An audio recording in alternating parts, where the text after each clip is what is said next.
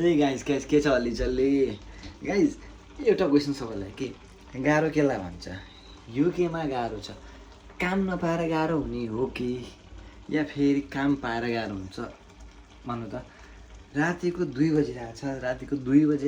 बजेर 18 मिनट गइरहेछ अहिले म कामबाट आएर चाउचाउ पाउँदैछु क्या म गएको बिहान काममा 7 बजे काममा गएको मान्छे अहिले फर्केर मैले बनाउँदैछु च्याउ भोकले हालत खराब भएछ आँखा निन्द लाएर राता भइसक्यो नै इलाज नै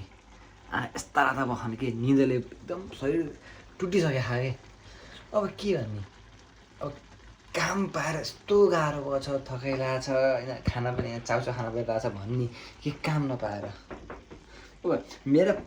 प्रोस्पेक्टले हेर्ने मेरो भ्यूले हेर्ने भने त साँच्चै मेरो काम पाएर गाह्रो भएछ किनकि म बिहान 7 बजे गएको मान्छे अहिले रातिको 2 बजी आउनु भनेको त ठुलो कुरा हो होइन थकाइराख खुट्टा पुरै दुखिरहन् अब निन्दले चाहिँ टाउको चर्कला जस्तो भयो अब भोलि बिहान फेरि काममा जाने आँखा यस्ता भइरहन् अब खाएर भाँडा माझेर होइन सुत्दाखेरि कस्तो हुन्छ तर गाइस यसो हो कि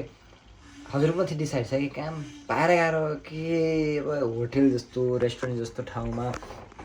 अनि त्यहाँपछि अनि यस्तो करिसोममा जसले काम उसले बुझ्छ कि काम पाउँदाखेरि झन् धेरै गाह्रो हुन्छ क्या काम नपाउँदाखेरि टेन्सन हो होइन तर चाहिँ काम पाएपछि चाहिँ झन् धेरै टेन्सन छ guys this my experience guys त्यही गाह्रो छ कसले भन्छ यार एकीमा गाह्रो छैन द्याट ल आइदिएर अब सुत्नु पऱ्यो रात भइसक्यो टाउको फुट्ला जस्तो भयो खुट्टा दुखेर पुरा हाल भयो चाउचाउ खाने गुब्लुक्क गरेर सुतेपछि यस्तो मिठो लाग्छ बिहान फेरि उठ्न छ 6 बजे गाइस बाई